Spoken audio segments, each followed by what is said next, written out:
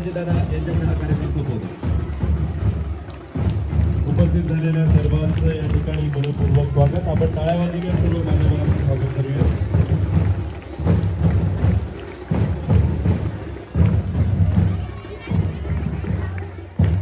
आदर्श जीवन गौरव पुरस्कार आणि या निमित्ताने उपस्थित सर्वांचं मी या ठिकाणी स्वागत करतो. विनंती करतो सर्व मान्यवरांना की त्यांनी लगेचच या ठिकाणी महापुरुषांच्या प्रतिमांचं पूजन करायचं आहे आणि नंतर आपण स्टेजवर आपलं स्थान ग्रहण करायचं आहे.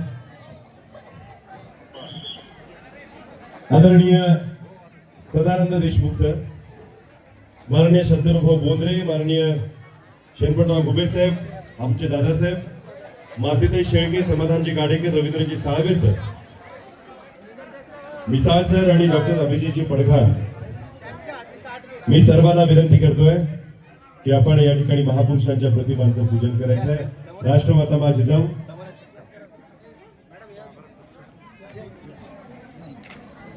यासोबतच सर या संपूर्ण परिक्षेत्रामध्ये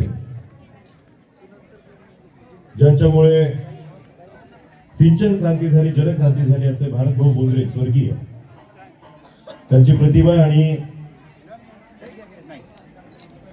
भारत शिक्षण प्रसारक मंडळाचे संस्थापक सचिव स्वर्गीय व्यंकटरावजी मिसाळ यांच्या प्रतिमेचं पण पूजन या ठिकाणी होत आहे.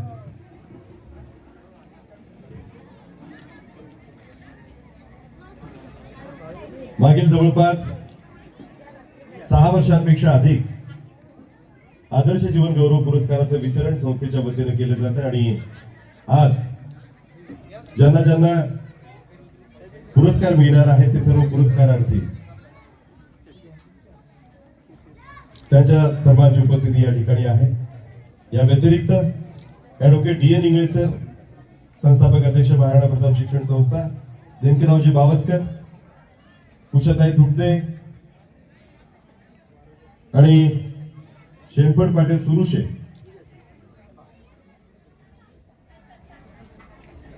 यांची उपस्थिती या कार्यक्रमाला आहे.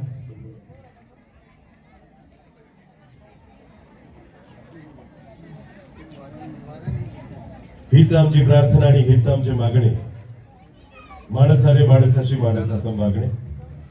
आपण सर्वजण या विश्वाच्या मंगलाची कामना करूया, प्रार्थना करूया.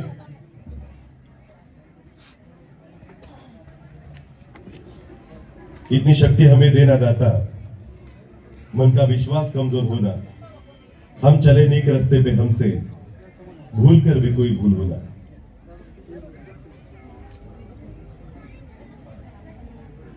राजश्री शाहू संस्थेच्या व्यवस्थापकीय संचालिका मातीताई शेळके, देशोन्नतीचे ज्येष्ठ पत्रकार समाधानजी गाडेकर, ज्येष्ठ साहित्यिक, लेखक आणि कवी रवींद्रजी साळवे सर, मी साळवे सरांना पण विनंती करतो कृपया आपण इकडे यायचंय.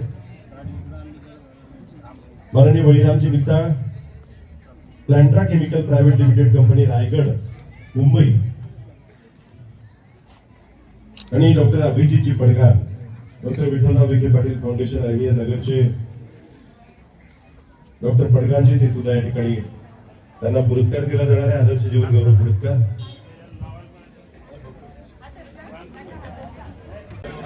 शेणपतराव घुबे साहेब, त्यांच्या संकल्पनेतून दरवर्षी आदर्श जीवन गौरव पुरस्कार दिला जातो. हम ना सोचे हमें क्या मिला है, हम ये सोचे किया क्या है अर्पण. अशा पद्धतीने जे जीवन जगतात अशा लोकांसाठी, अशा महानुभावांसाठी संस्थेच्या वतीनं दरवर्षी आदर्श जीवन गौरव पुरस्काराची सुरुवात करण्यात आलेली आहे. हे 6वं ते 7वं वर्ष आहे आणि या वर्षी ज्यांची निवड, अर्थात याच्यासाठी कुठलेही प्रस्ताव मागवले जात नाही. दादासाहेब आणि त्यांचे सर्व जे सहकारी आहेत ते सर्व मिळून या लोकांची निवड करतात. या वर्षीचे पुरस्काराचे मानकरी माननीय डॉक्टर अभिजितजी पडघार आहेत, बळीरामजी मिसाळ आहेत, रवींद्रजी साळवे आहेत, समाधानजी गाडेकर आहेत, मातीताई शेळके आहेत आणि ज्यांच्या शुभ हस्ते हा पुरस्कार दिला जाणार आहे ते सन्माननीय आपल्या जिल्ह्याचे भूषण, ज्येष्ठ साहित्यिक, साहित्य अकादमी पुरस्कार प्राप्त आदरणीय सदानंद देशमुख सर, ते सुद्धा आपल्यामध्ये उपस्थित आहेत.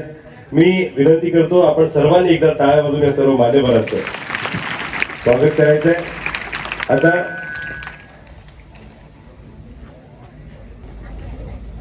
या कार्यक्रमाला विशेष अतिथी म्हणून लाभलेले साहित्यिक ज्यांचा मी मगाशी उल्लेख केला, सदानंद देशमुख सर यांच्या स्वागतासाठी मी दादासाहेबांना विनंती करतो की त्यांनी सदानंद देशमुख सरांचं स्वागत.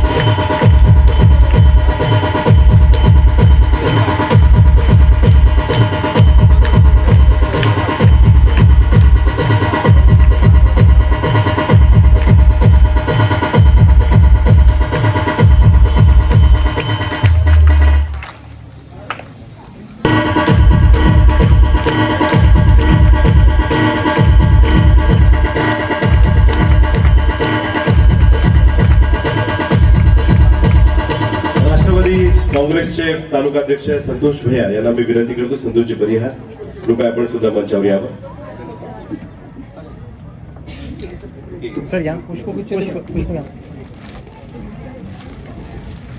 मित्रांनो, यानंतरचा पुढचा सत्कार महाराणा प्रताप शिक्षण संस्था चिखलीचे अध्यक्ष ऍडव्होकेट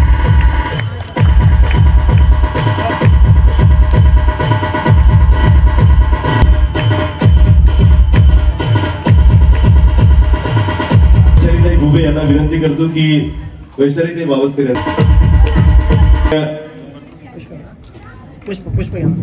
सरनाईक यांच्या स्वागत.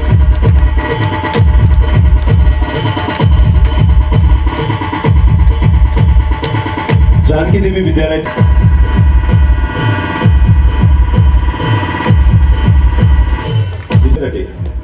त्या प्रतिनिधी अरुण भैया जैन यानंतर यांच्या उद्धव दादा थुट्टे मी यांना विनंती करतो आपण पुढे यायचा. आपला सत्कार कराडे सर करतील.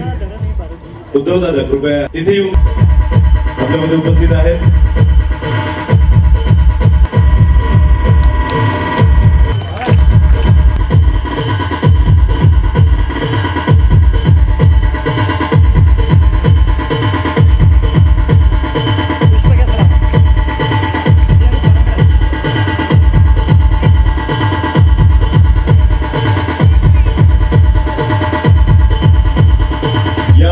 सुशोभित करणार आणखी एक व्यक्तिमत्व आर्यल पडघान सर यांच्या स्वागत आणि सत्कारासाठी मी लहाने सरांना विनंती करतो.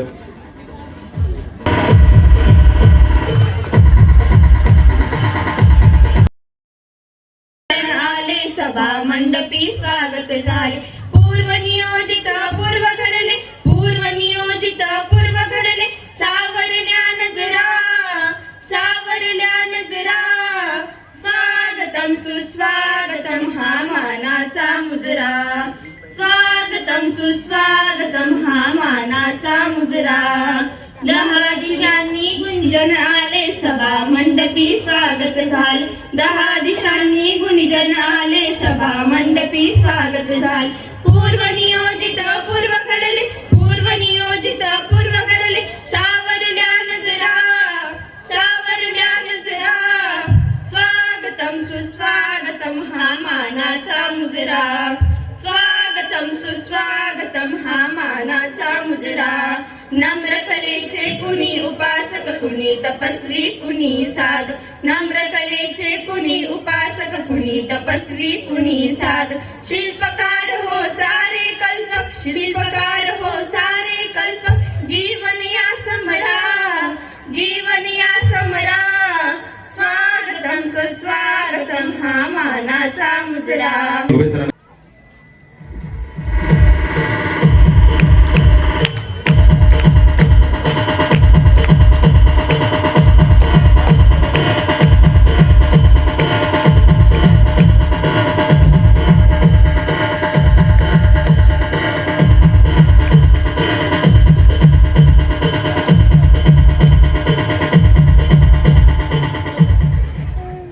म्हणजे मी याच्या पूर्वी कमलेश भाईंचा उल्लेख चार्मिंग म्हणून केला होता. ते कमलेश भाई या ठिकाणी 2 जण चार्मिंग आहेत असं एक लक्षात घेऊन घ्या.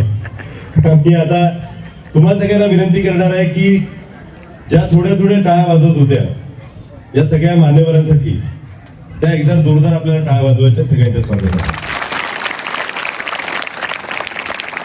खूप खूप धन्यवाद या ठिकाणी उपस्थित झालेल्या सर्व गावकऱ्यांचे, पालकांचे आणि त्यासोबतच सर्व विद्यार्थ्यांचे.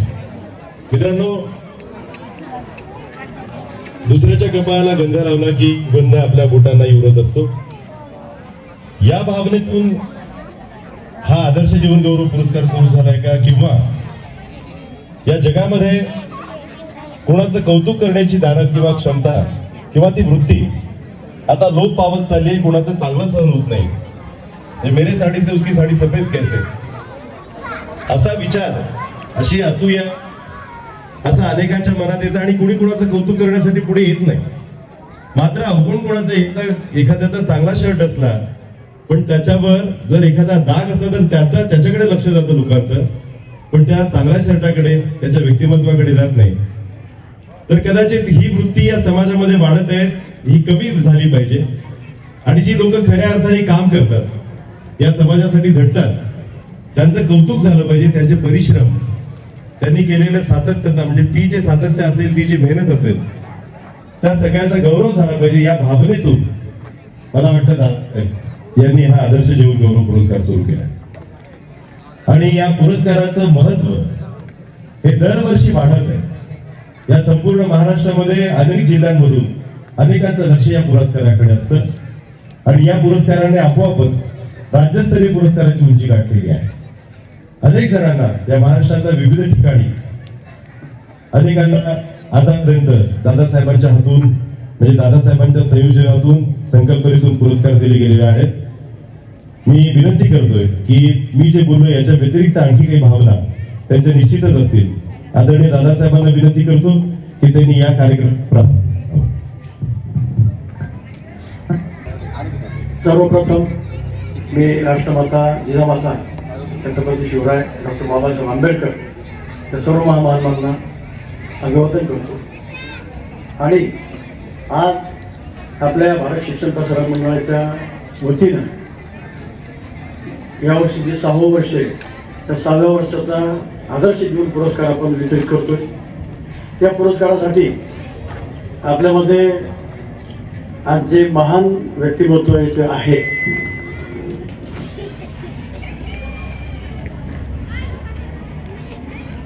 आपण जरा शांततेनं, मी काय म्हणतो, माझ्या बोलण्याकडे लक्ष ठेवा मुलांनो आणि माझ्या माता भगिनींनो, प्रत्येक माझ्या शब्दावर लक्ष ठेवा. इथे आजचा जो प्रसंग आहे आपल्या पुढे अत्यंत भावपूर्ण, अत्यंत एक वेगळा वैश्विक असा हा सोहळा, आणि या सोहळ्यामधून आपल्याला एक वेगळा आनंद आणि वेगळी ऊर्जा घेऊन द्यायची. त्या निमित्तानं आज आपल्यामध्ये महान असलेली उपस्थित सर्व मंडळी, त्याच्यामध्ये आजच्या कार्यक्रमाचे प्रमुख अतिथी ज्यांच्या हस्ते हा पुरस्कार सोहळा संपन्न होतोय, त्यांच्या हस्ते या महान व्यक्तींना पुरस्कार दिले जाणार आहे.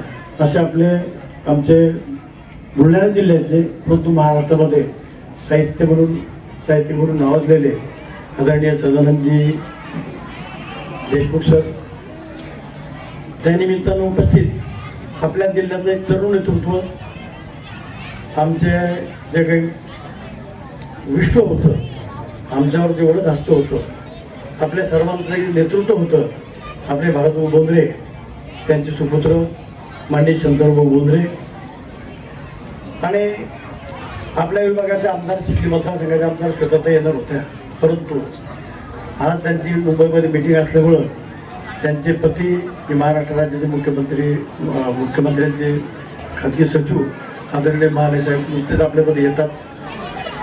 या निमित्तानं उपस्थित आमचे शिक्षण क्षेत्रातले माझे वरिष्ठ सहकारी माननीय इंजिनियर इंगळे साहेब, आपल्या भागामध्ये या जिल्ह्याचं ज्यांनी शासकीय नेतृत्व केलेलं आहे असे शासकीय कोषागार, जिल्हा कोषागार अधिकारी म्हणून ते आज शेवट झाले. असे आपले सर्वांचे जवळचे सर्वांचे परिचित आदरणीय दिनकररावजी भावस्कर साहेब, आपल्या परिसराच्या पंचायत समितीच्या माजी सदस्य माझ्या भगिनी आदरणीय उषाताई तुपटे,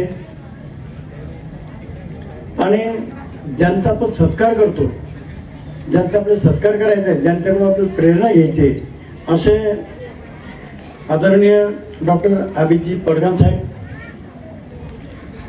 हे पडगान साहेब मेरा बुजुर्गचे आपल्याला परिचय नसेल, परंतु एक महान व्यक्तिमत्व म्हणून माझ्या हृदयामध्ये त्यांचं फार मोठं स्थान आहे.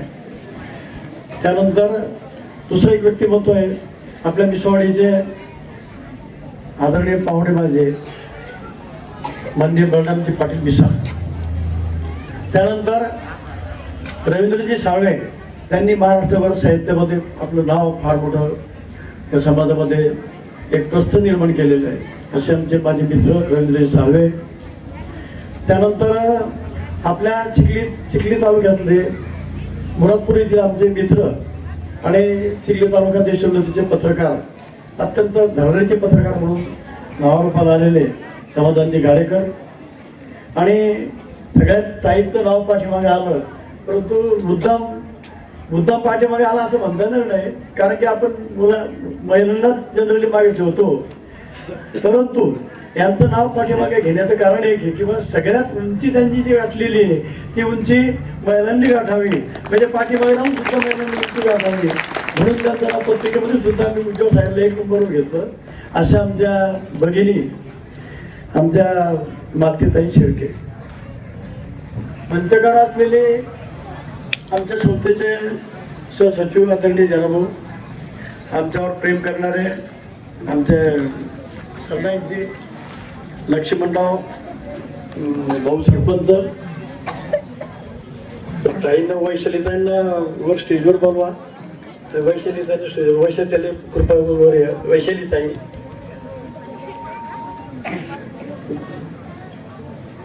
आणि मंचकार असलेली सर्व मंडळी, आर्यन सर, उपस्थित सर्व मंडळी, माझ्या माता भगिनींनो, पालकवर्ग, आजूबाजूच्या परिसरामधली सर्व मंडळी, विशेषतः आज पत्रकार फार मोठ्या संख्येने उपस्थित आहेत. आमचे जैन साहेब, आमचे उद्धव दादा आणि सर्व माझे मित्र आणि विद्यार्थी मित्रांनो, शाळेचे प्राचार्य, प्राध्यापक मंडळी आणि मित्रमंडळी. आमच्या रणजित दादाने सांगितलं की हा आदर्श जीवन पुरस्कारचं काय नेमकं आहे, तर मी तुम्हाला आवर्जून सांगू इच्छितो. आदर्श म्हटल्यानंतर आपला आदर्श जगापुढे उभा करावा, त्या आदर्शाची पूजा होती. Man recognise by deeds and by actions, not by speeches, असं स्वामी विवेकानंदांनी. मनुष्य कर्तृत्वानं मोठा होतो, पण मंडळी, कर्तृत्ववान माणसं हे कधीच जनतेसमोर वाजागाजा मिळत नसतात, कधी आपला स्वतःचा टेंबा मिळत नसतात, आणि समाजाच्या एका कान्याकोपऱ्यामध्ये ते आपलं जी निसर्गाने त्यांच्यावर सोपवलेली भूमिका असते ती भूमिका साकार करून ते विश्वाच्या कल्याणासाठी ते काम करत असतात. म्हणून मी सुरुवातीला एक शब्द वापरला की असे महान व्यक्तिमत्व आज इथे तुमच्या पुढे आपण आणून त्यांचा सत्कार करतोय, हे खरं तर आपल्या भूमीचं भाग्य आहे. आपल्यासारख्या या बंजर जमिनीमध्ये इतके महान व्यक्तिमत्व जे पाहायला लागलं, ते तुमच्या पुढच्या पिढीच्या कल्याणाची इथं मुहूर्तमेढ रोवली जाते, हे अत्यंत मला त्या दृष्टीने मला फार अभिमान वाटतो. कारण अनेक जण जेव्हा बरेच लोक विचारतात मला की साहेब तुम्ही पुरस्कार कशा पद्धतीने देतात, कसे लोक निवडतात. हा आमच्या रणजित भाऊन सांगितलं की बा दादा, पुरस्कार फक्त स्वतःच्या आंतरिक प्रेरणेतून आणि त्यांचे सहकारी बसतात आणि त्याच्यावर त्याची निवड केली जाते. अत्यंत महत्वाचा शब्द त्यांनी वापरलेला आहे.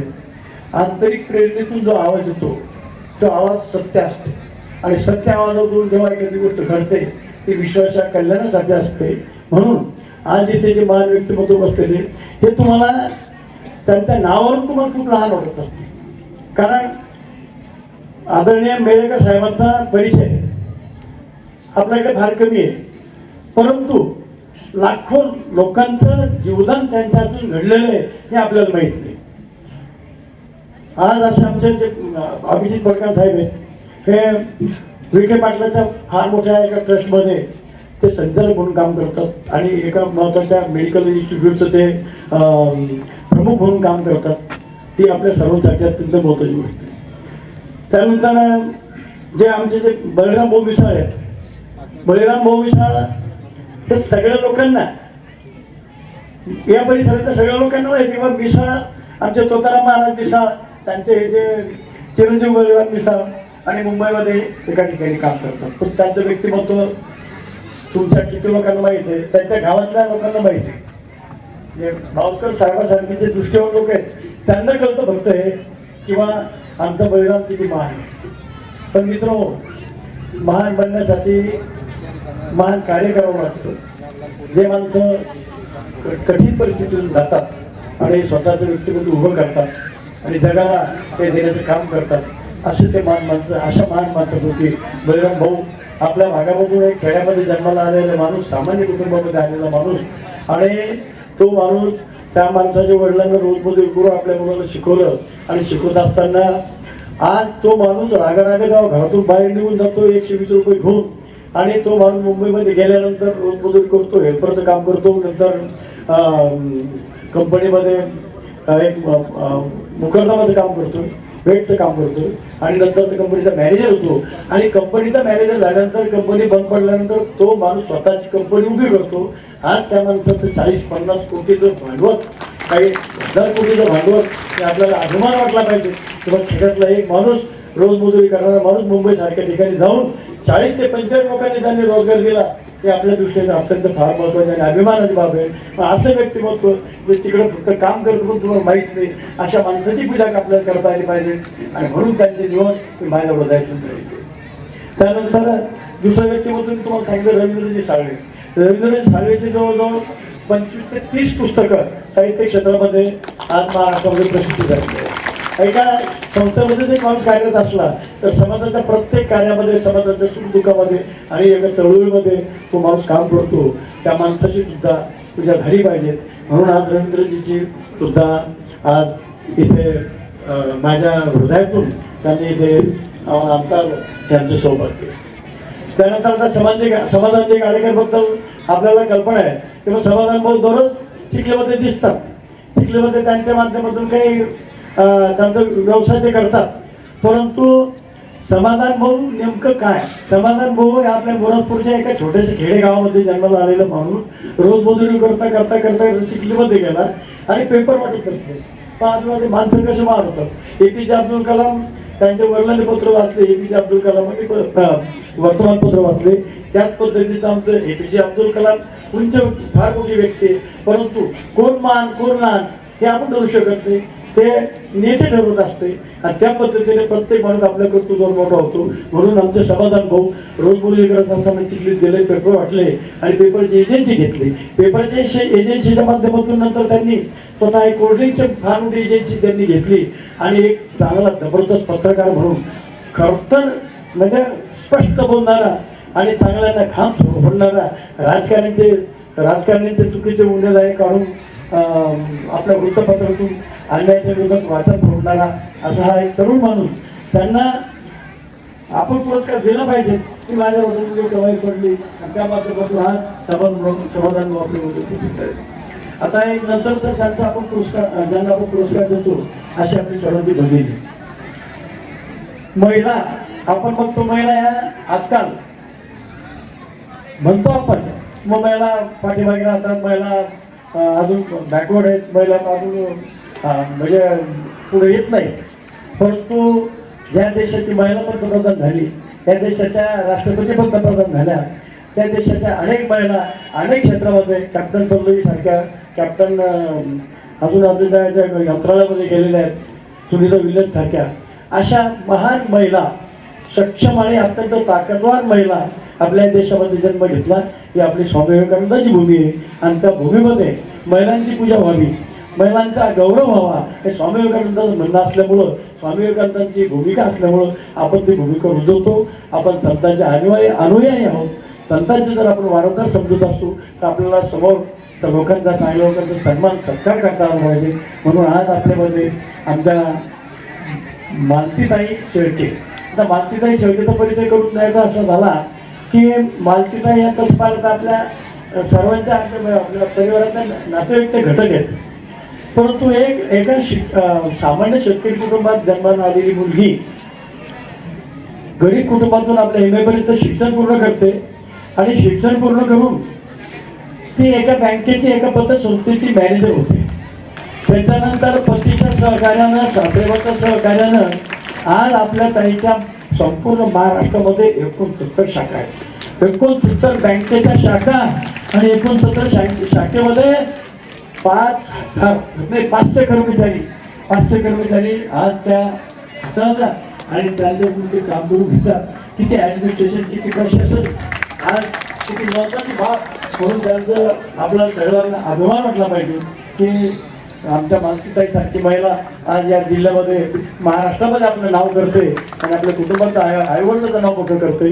म्हणून आज जयश्रीताईचं सुद्धा आपल्या मालतीताईचं सुद्धा सत्कार आपल्या या संस्थेच्या वतीने होतोय. त्यांना आपण पुरस्कार देऊन गौरव करतोय. असे महान व्यक्तिमत्व आज इथं आलेले आहेत, त्यांचा पुरस्कार करण्याचं आम्हाला हृदयापासून आनंद होतो. आणि खऱ्या अर्थानं आता त्यांच्या मुखातून तुम्हाला 2 शब्द सुद्धा ऐकायला मिळणार आहे. त्यांचं जीवन ते स्वतः मी स्वतः सांगितलं, परंतु त्यांचं तोंड ऐकणं म्हणजे फार महत्व असतं. कारण की जो करतो, जो त्या चाकोटीत जातो, तो अनुभव सांगत असताना आपल्या अंगावर शहार येतात. असो, आज या मंडळीला इथे आणून आपल्याला सहकार करता आला हे आपल्या सर्वांचं माझ्या संस्थेचं भाग्य आहे. आमचे सहकारी आमच्या सोबत असतात आणि खऱ्या अर्थानं आपली जी संस्था आहे ती संस्था म्हणजे साहेब शिक्षण संस्था म्हणजे फक्त विद्यार्थी शिकवणे आणि आपला कार्यक्रम राबवणे हा नाही, तर विद्यार्थ्यांना जे काही रुजवायचं आहे, चांगले आदर्श विद्यार्थ्यांपुढे जर रुजवायचे असतील तर चांगल्या गोष्टी करून, चांगले माणसं त्यांच्यापुढे उभं करून त्यांच्या माध्यमातून या विद्यार्थ्यावर भवितव्याच्या गुण रुजवण्याची जी ऊर्जा आहे ती ऊर्जा तुमच्या 2 शब्दामध्ये जाणी मिळावी म्हणून आज आपण या मंडळीने इथे बोलवलं. जास्त बोलताना ही सर्व मंडळी आमच्या विनंतीला मान देऊन आली. मी खऱ्या अर्थानं सर्वांचं हृदयापासून स्वागत करतो, अभिनंदन करतो आणि पुन्हा यांच्या कार्यासाठी शुभेच्छा देतो आणि थांबतो. धन्यवाद. आंबेडकर सर तिथे जा. विशाल सर, सन्माननीय आपल्या चिखली मतदारसंघाचे आमदार सौ श्वेताताई महाले पाटील यांचे पती दादा महाराष्ट्र राज्य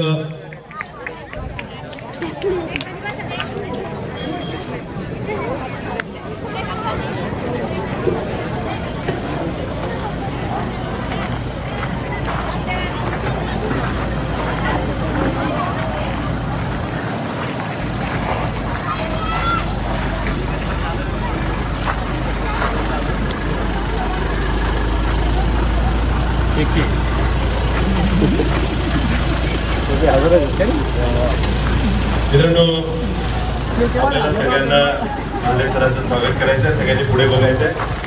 आता आपण या ठिकाणी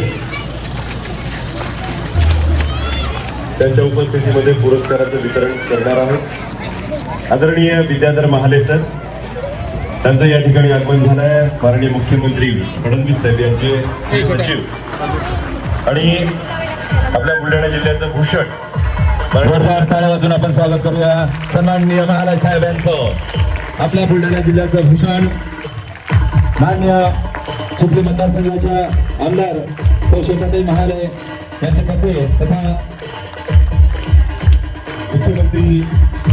मुख्यमंत्र्यांचे सचिव आदरणीय विद्याधर महाले सर,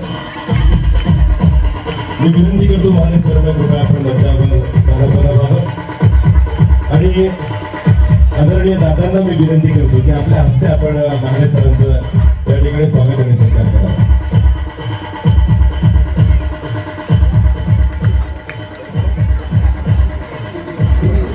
आणि बरोबर वेळेवर झालाय.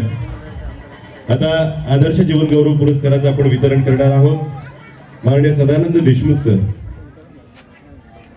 यांच्या शुभ हस्ते आणि महाले साहेब यांच्या शुभ हस्ते, या दोघांच्या शुभ हस्ते आपण या पुरस्कारांचं वितरण करणार आहोत. आदरणीय महाले सरांचं स्वागत दादासाहेब करताय.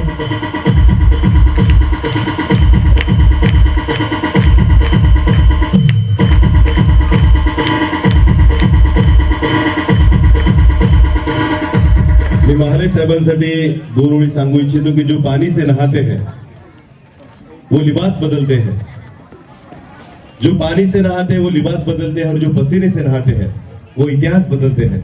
माननीय महाले साहेबांचं व्यक्तिमत्व आपण सर्वजण त्यांना ओळखतो आहोत, ते परिचित आहेत आणि या मंचाची शोभा वाढवत आहेत. या कार्यक्रमाची प्रतिष्ठा त्यांच्या येण्याने आणखीनच वाढली आहे. मी पुन्हा एकदा सर्वांच्या वतीने स्वागत करतो. आदरणीय गाडेकर दादा, मी TBSचे बुलढाणा जिल्ह्याचे वितरक आदरणीय गाडेकर साहेब त्यांचं स्वागत उद्धव दादा करत आहेत.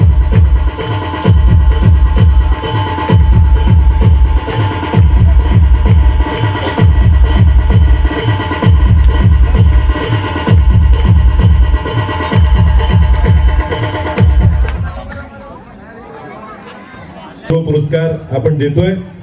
हे या सर्व टीम मध्ये ज्यांच्या वतीने हा पुरस्कार दिला जातोय त्यामध्ये अध्यक्षा सौभाग्यवती वैशालीताई दीपक घुबे, श्रीरामदादा मिसाळ, उपाध्यक्ष संस्थापक सचिव उद्धवदादा घुबे, सहसचिव जनार्दनजी घुबे, संचालक डॉक्टर पुरुषोत्तम देवकर सर आणि सर्व हा जानकी देवी विद्यालय परिवार या सर्वांच्या वतीने हा पुरस्कार ज्यांच्या शुभ हस्ते दिला जाणार आहे ते सदानंद देशमुख सर, ज्येष्ठ साहित्यिक, बारोमास्कार, साहित्य अकादमी पुरस्कार प्राप्त कादंबरीकार आणि या बुलढाणा जिल्ह्याचं भूषण, जिल्ह्याचंच नव्हे या राज्याच्या साहित्यातलं भूषण आदरणीय सदानंद देशमुख साहेब त्यांच्या हस्ते आणि ज्यांचं नावच मुळात विद्याधर आहे असे विद्याधर महाले साहेब, अशा दोन्हींच्या हस्ते आपण या पुरस्कारांचं आपण वितरण करतोय. त्याच्यासोबतच शंतनूजी बोंद्रे जे विशेष अतिथी आहेत त्यांच्या हस्ते सुद्धा या पुरस्कारांचं आपण वितरण करणार आहोत.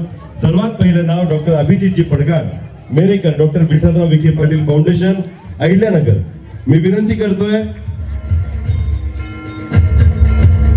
की त्यांनी कृपया पुढे यावं. अनेक रुग्णांना ज्यांनी जीवनदान दिलंय, सोज्वळ संयमी असं व्यक्तिमत्व डॉक्टर अभिजितजी पडगार मेरेकर आहेत. एक मानपत्र, सन्मान चिन्ह आणि प्रमाणपत्र, स्वागत सत्कार असं या आदर्श जीवन गौरव पुरस्काराचा स्वरूप आहे. आपल्या सर्वांच्या जोरदार टाळ्या झाल्या पाहिजे. डॉक्टर अभिजितजी पडगार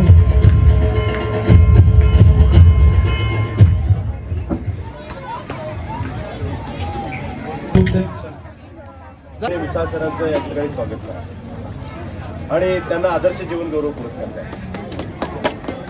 काही नाही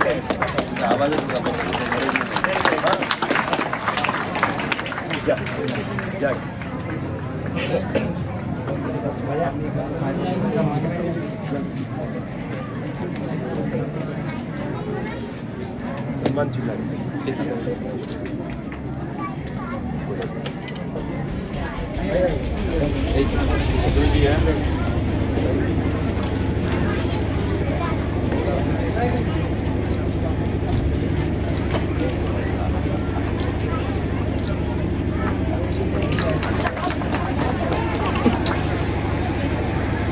रविंद्र साळवे सर, अपने किरदार से महकता है इंसान, चरित्र को पवित्र करने का इत्र नहीं मिलता. माननीय Ravindraji Salve sir, Deshmukh sir, Mahale sir, Bondre साहेब, गाडेकर साहेब, अशा सर्वांच्या हस्ते या ठिकाणी त्यांचं आदर्श जीवन गौरव पुरस्कार देऊन कौतुक केलं जात आहे, त्यांना गौरवान्वित केलं. तो देशोन्नतीचे पत्रकार आणि उद्योजक समाधानजी गाडेकर, कृपया आपण पुढे यावं. माननीय महाले साहेब, बोंद्रे साहेब, देशमुख साहेब, गाडेकरजी आणि आदरणीय दादासाहेब या सर्वांच्या हस्ते त्यांना 2025-26 आदर्श जीवन गौरव पुरस्कार प्रदान केला जातोय. आपल्या टाळ्या झाल्या पाहिजे. आणि या आमच्या सारख्या इतर पत्रकारांसाठी पण आनंदाचा क्षण. आमच्यातल्या एका पत्रकाराला या ठिकाणी सन्मानित केलं जात आहे, तो आमच्यासाठी सुद्धा सुंदर असा क्षण. खूप खूप धन्यवाद. भारत शिक्षण प्रसारक मंडळाचे. आणि आता यानंतर नव्हे तर राजश्री शाहू पतसंस्थेला या संपूर्ण राज्यामध्ये नव्हे देशामध्ये एक नाव लौकिक मिळवून दिला अशा मालतीताई संदीपदादा शेळके, मी व्यवस्थापकीय संचालिका राजश्री शाहू पतसंस्था बुलढाणा. नारी नारी मत कहो नारी तो है धनकी खान, इसी नारी से पैदा हुए रामकृष्ण कुमार. मालतीताई शेळके त्यांचा सत्कार, सन्मान आणि आदर्श जीवन गौरव पुरस्कार त्यांना दिला जातोय.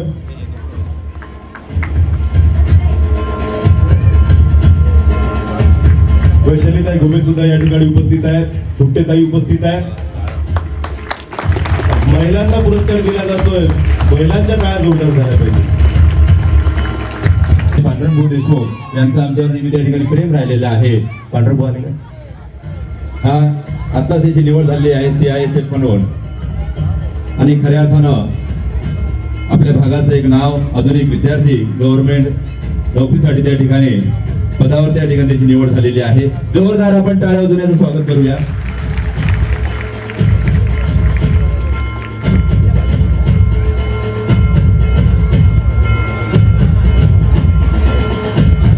या ठिकाणी पुरस्कार मिळाल्याबद्दल मला खूप आनंद होतोय की वयाच्या 40व्या वर्षी हा जीवन गौरव पुरस्कारासाठी माझं या ठिकाणी आमच्या दादांनी म्हणजे मला आमंत्रित केलं, या ठिकाणी माझं नाव घेतलं, तर मला विशेष या ठिकाणी दादांचं आभार मानावंसं वाटतं.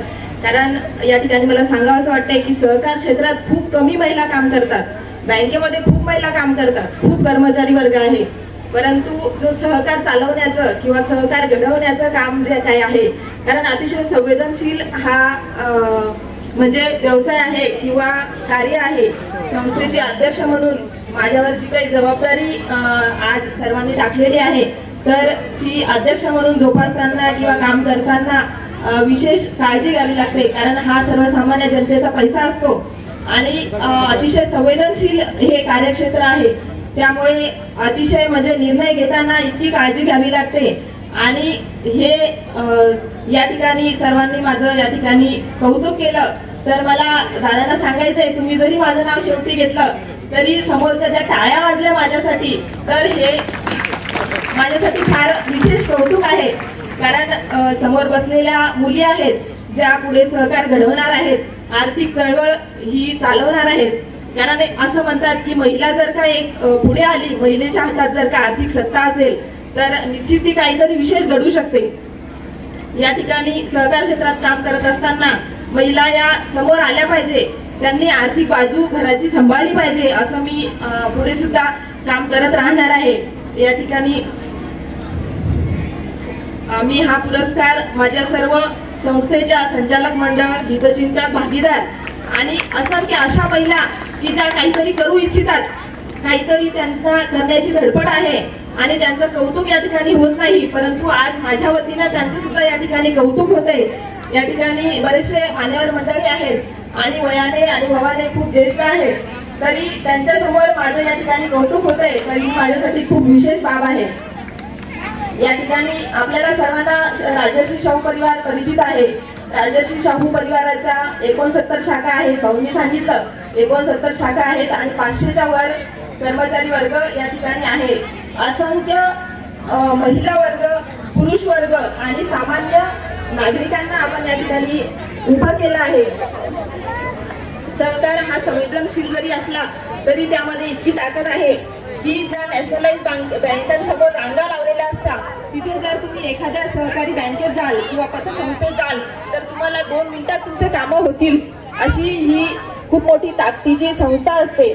आणि गावागावांमध्ये आता संस्था उभ्या राहिलेल्या आहेत, त्याचं कार्यक्षेत्र इतकं विस्तारत आहे की शहरामध्ये मला एक सांगावं असं वाटतंय की शहरामध्ये जर का काचेच्या भिंती, काचेचे टॉवर्स, काचेच्या मोठ्या जर का कॉर्पोरेट कंपन्या उभ्या करायच्या असतील तर ही चळवळ राबवणे फार गरजेचं आहे. सहकारी चळवळ घडवणे गरजेचे आहे. आणि व्यासपीठावर उपस्थित सर्व आदरणीय महाले साहेब सुद्धा आहेत. मी सर्वांना सांगेल या ठिकाणी की तुम्ही आम्हाला प्रेरणा द्या, आम्हाला ऊर्जा द्या, त्याशिवाय हे शक्य नाही. कारण महिला पुढे आल्या पाहिजे. आपल्याला सगळ्यांना माहिती आहे की भाईजींचं सुद्धा उदाहरण आहे की बुलढाणा अर्बन ही खूप मोठी चळवळ आहे, खूप मोठी बँक आहे आणि त्याच्या पाठीशी सर्व संस्था या काम करत आहेत. तर महिलांनी यामध्ये पुढे आलं पाहिजे असं मला कायमच वाटतं. कारण सहकारात काम करत असताना किंवा संस्थेमध्ये काम करत असताना बऱ्याच वेळा असं आढळतं की म्हणजे पतीचं कुठे कर्ज आहे किंवा त्याने कुठे लोन घेतलेलं आहे, त्याची कुठे बचत आहे हे सुद्धा महिलांना माहिती नसतं. जेव्हा एखाद्या महिलेवर अतिप्रसंग येतो तेव्हा तिला लक्षात येतं की आपल्या पतीने किती कर्ज काढलेलं आहे. त्यामुळे मी बऱ्याच वेळा म्हणजे जेव्हा महिलांना भेटायला जाते तेव्हा सुद्धा हे काम करत असते की आपल्याला आपल्या पतीचं म्हणजे इन्कम सोर्स माहिती पाहिजे किंवा त्याने बचत कुठं केली आहे, असे सर्व विषय हे सर्व माहिती पाहिजे. आज या ठिकाणी भविष्य घडवणारे मुलं या ठिकाणी उपस्थित आहेत.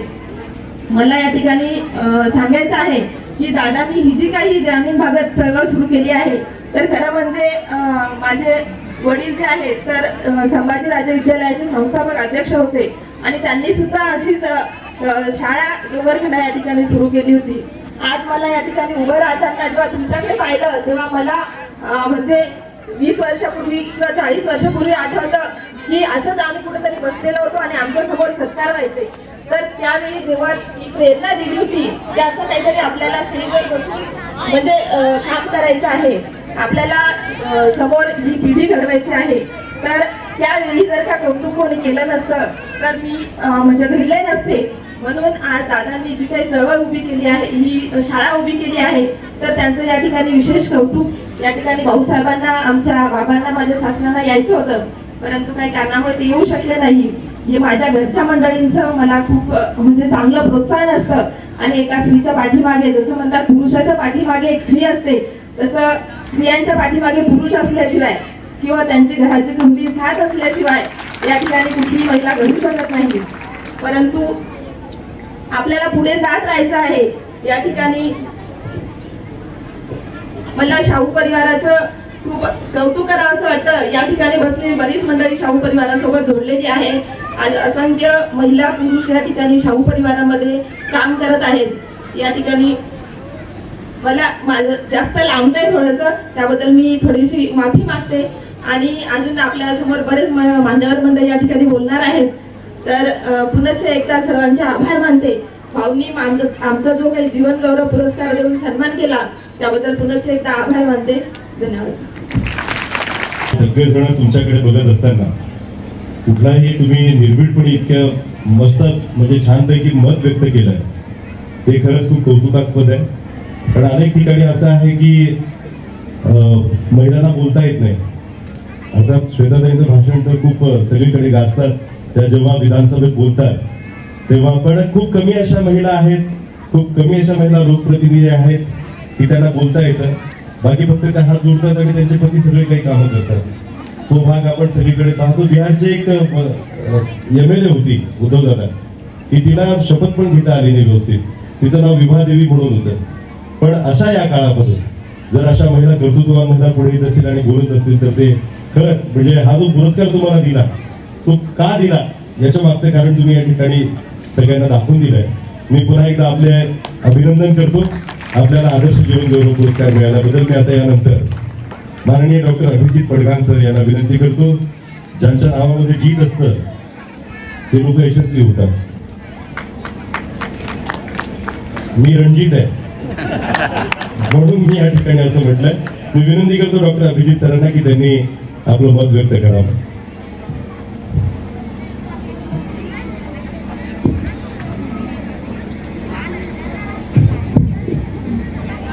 आज जो हा पुरस्कार आदर्श जीवन गौरव पुरस्कार मिळालेला आहे तर तो पुरस्कार सर्वप्रथम मी माझ्या संस्थेला की ज्या संस्थेनं मला कार्य करण्यासाठी मुभा दिली त्या संस्थेला,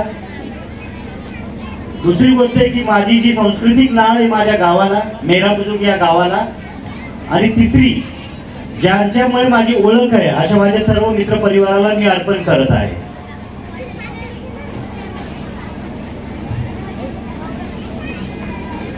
सकाळपासून खूप डिस्कशन झालं. एखादी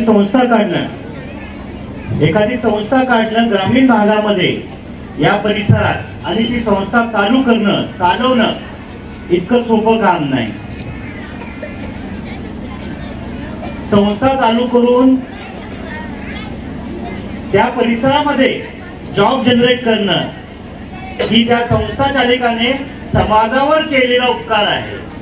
पण ती उपकार ते काउंट करत नाही. आमचे गुरु जे आमचे माझे वडिलांचे चांगले मित्र तर ते कुठेही काउंट करत नाही.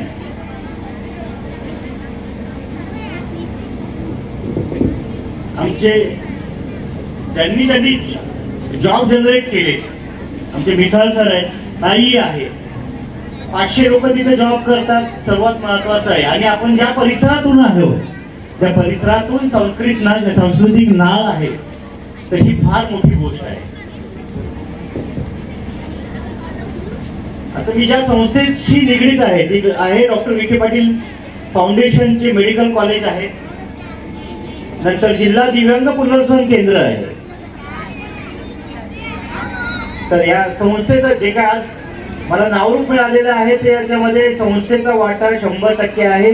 आणि मी पहिले सांगितलं की हा जो पुरस्कार आहे मी माझ्या संस्थेला अर्पण करत आहे. मी संस्थेच्या अपरोक्ष हा पुरस्कार घेत आहे. संस्थेची घडणबडण अशीच आहे की येणारा रुग्ण या रुग्णाला कमी पैशामध्ये किंवा फ्री ट्रीटमेंट कशी मिळावी याच्याशी निगडीत आहे.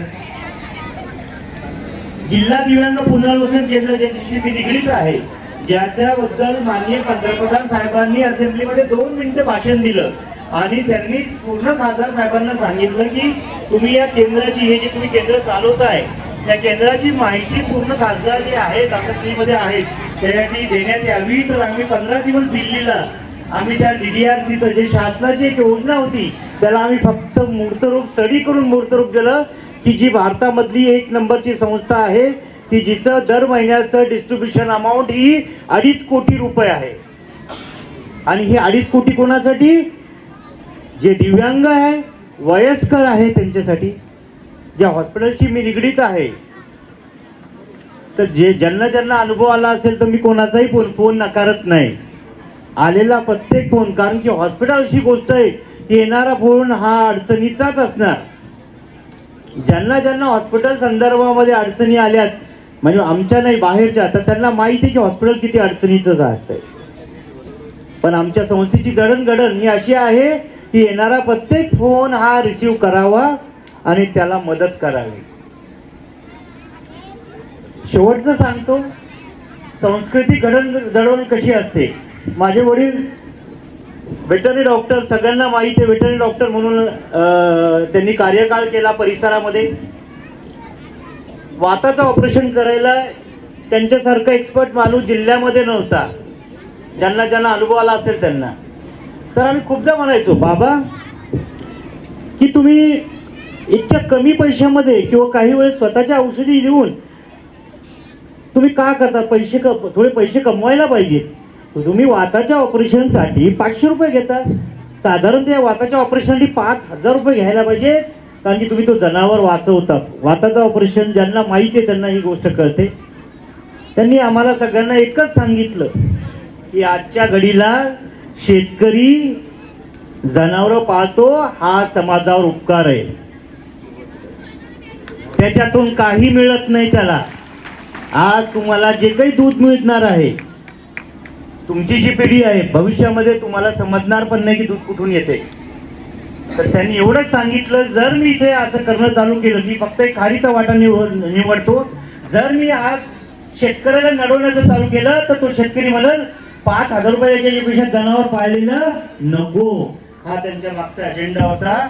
आणि ती वाक्य अजून सुद्धा माझ्या आणि माझ्या परिवाराच्या हृदयावर कोरलेलं आहे. त्या दृष्टिकोनातून मी काम या काम करणाऱ्याला तुमचा सगळ्यांचा सहकार्य आहे. आणि एवढं बोलून मी माझं भाषण संपवतो. धन्यवाद. विद्यार्थिनी त्या परिसरात जे आम्हाला प्रेरित केलेलं आहे त्याबद्दल मी एवढं सांगू इच्छितो की मी तसा लिहिणारा माणूस, बोलणं फारसं जमत नाही. आम्ही लिहित असतो फक्त. आणि त्या लिहिण्यामुळंच मला हा पुरस्कार मिळाला. त्यामुळं ज्या संस्थेनं मला हा लिहिण्याचं शिकवलं. मी सुरुवातीला दैनिक सामनाचं काम करत होतो चिखली तालुका प्रतिनिधी म्हणून. अर्थातच ते हिंदू हृदय सम्राट शिवसेनाप्रमुख बाळासाहेब ठाकरे यांचं दैनिक, ते सुद्धा चळवळीसारखंच दैनिक, आणि त्यानंतर मी शेतकरी चळवळीचे प्रेरणेचे दैनिक देशोन्नतीचे संस्थापक संपादक आदरणीय प्रकाश भाऊ पोहरे या दोन्ही संस्थेला मी माझा जीवनगौरव पुरस्कार अर्पण करतो. ज्या मातीनं मला घडवलं ते गाव माझं मुरादपूर. मी काही फार मोठं काम केलेलं नाही, परंतु दादासाहेबांनी माझ्यात काय बघितलं ते मलाच आता पाठीमागं वळून पाहायचं.